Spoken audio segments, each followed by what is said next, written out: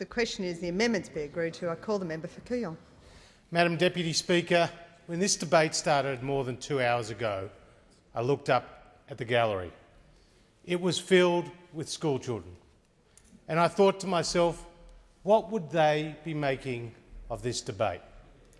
And I thought I wanted them, despite the sometimes acrimonious nature of the difficult debate on border protection, to know one thing, and that is that Australia is a humane and generous country.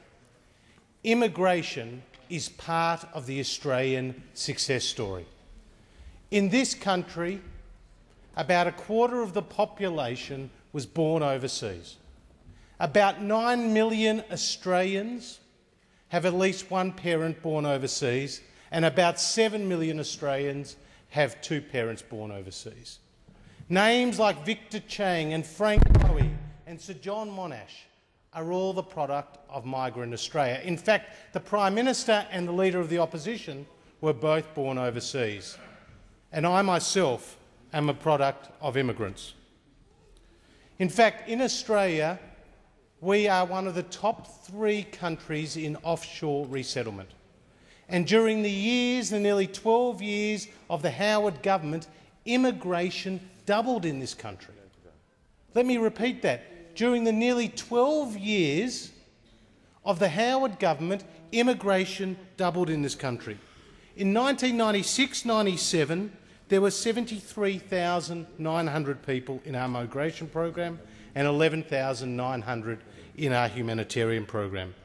When John Howard left office in 2006-07, there were 148,000 people in our immigration program, and in our humanitarian program, over 13,000 people.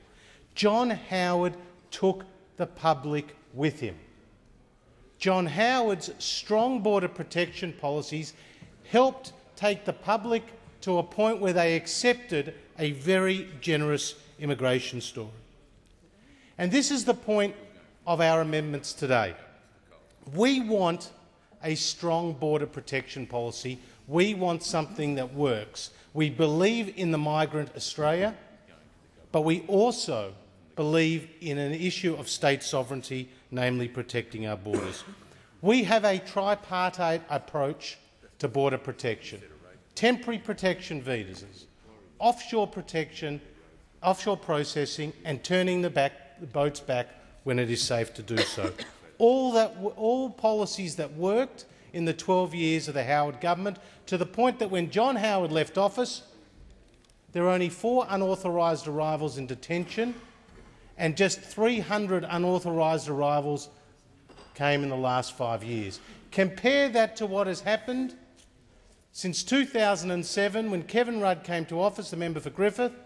We've had 19,000 unauthorised arrivals, more than 500 tragic deaths at sea, and massive cost blowouts. And probably most importantly of all, or as importantly of all, 8,000 people have been denied offshore resettlement in Australia because of the large numbers of unauthorised arrivals.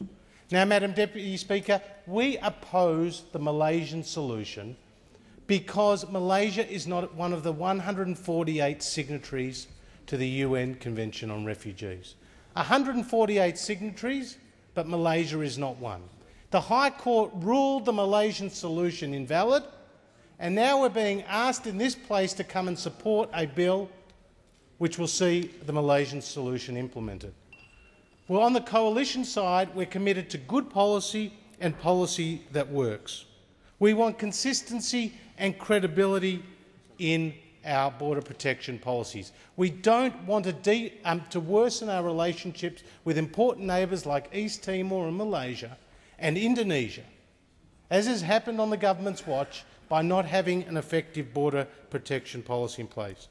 I know that my colleagues, the member for Lyon, the member for Moore, the member for Pearce, and many others in this House are all committed to the same goal, namely a humane and generous approach to immigration and also a strong border protection policy. But the Malaysian solution is not it, but a coalition's amendments are a step forward because it means that we can have offshore processing in one of the 148